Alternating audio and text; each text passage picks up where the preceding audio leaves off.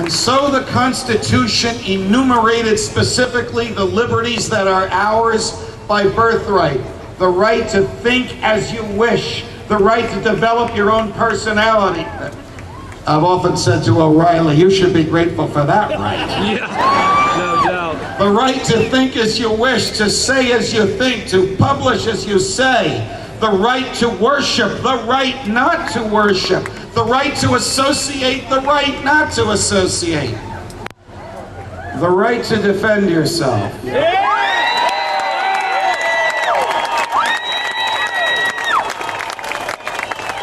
Let me tell you about the Second Amendment. If some politician says to you, the Second Amendment was written to protect the right to hunt, he doesn't know what he's talking about. The Second Amendment was written so that you would have the right to defend yourself from anybody who would take your freedom away, including the government.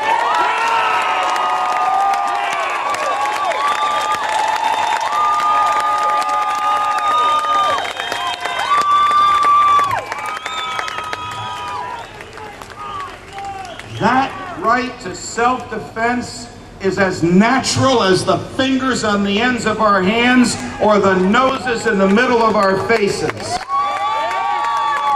There is a truly unique and American right incorporated in the Bill of Rights.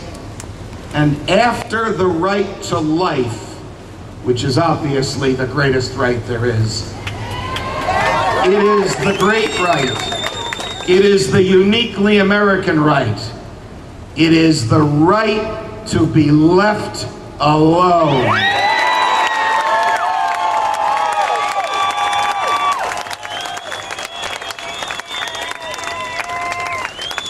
We also call this right to be left alone the right to privacy. And so the Fourth Amendment commands that when the government wants someone, whoever the government wants, no matter how guilty the person may be, no matter how hated the person may be, no matter how widespread is the belief in the person's guilt, no matter how accurate is the belief in the person's guilt, the government has to get a warrant. It has to go to a neutral judge and present evidence under oath that it is more likely than not that this person they want has committed a crime or has possession of evidence of a crime.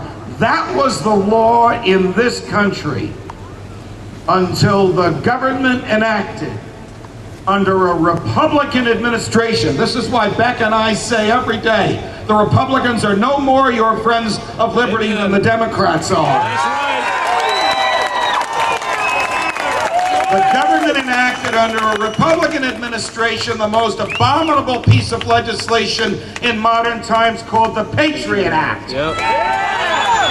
The Patriot Act allows federal agents to write their own search warrants. It brought us full circle from the very reason for which we fought a revolution against the mother country to a popularly elected government by popular vote taking away our right to be left alone. That is tyranny.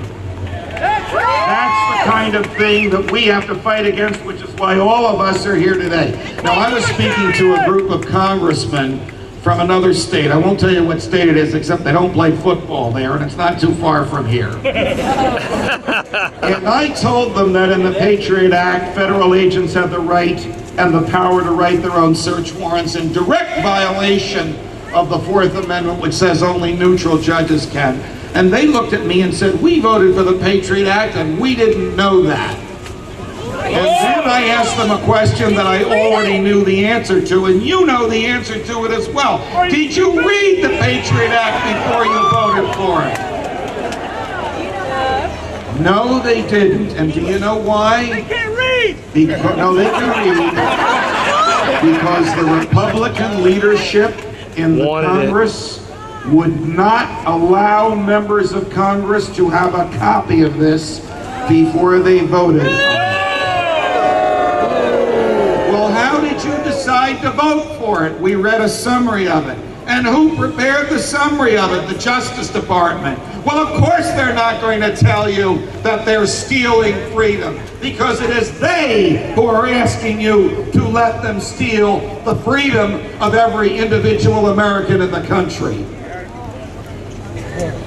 So, the Bush administration stole our privacy rights, our right to be left alone.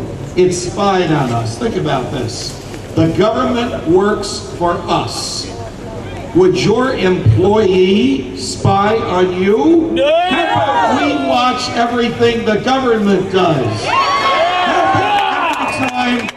How about every time a prosecutor prosecutes someone he believes is innocent, or a legislator negotiates away our freedom or our natural rights? How about we know what they're doing? How about we listen to their conversations? Here's a suggestion for you. The camera is the new gun. Deal with the government, film it. Talk to the government, take a picture of them. Have a conversation with the government, record it. It is sunlight. It is a disinfectant. The government hates your freedom. Yeah. It is an obstacle to their tyranny. We are here today to remind them that freedom is our birthright. And they shall not take it away. I was having an argument on the air with the most irritating and irritable of my Fox News colleagues, and we were arguing about Guantanamo Bay and enemy combatants, and I was making the case that the president doesn't have the power to lock somebody up and throw away the key, that everybody, every person, whether they wish us well or wish us ill, has the right to a jury trial, but the government can't take away our liberty or our property just because somebody in the White House says that we are dangerous.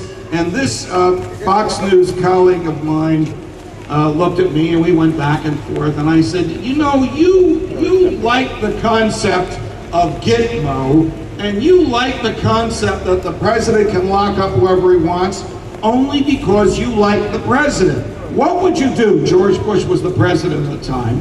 What would you do if Hillary became president and she locked you up? And then he said to me, well, Judge, if Hillary or whoever succeeds George Bush locks me up in Gitmo, would you come and visit me?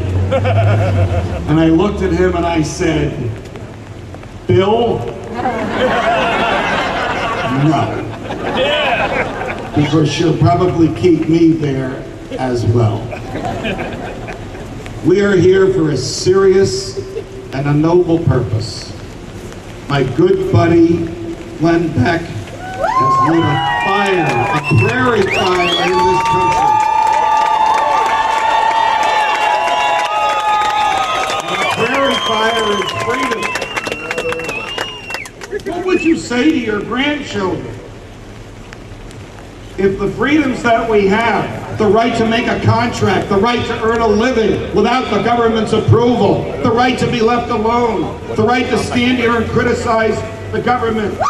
What would you say to your grandchildren if, when they come of age, those freedoms don't exist?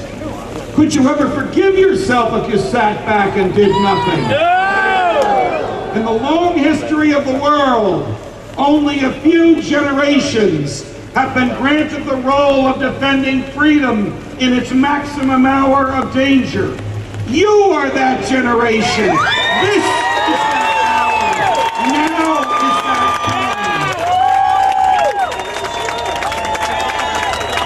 time. We draw a line in the sand and say to the government, thou shalt not cross this line.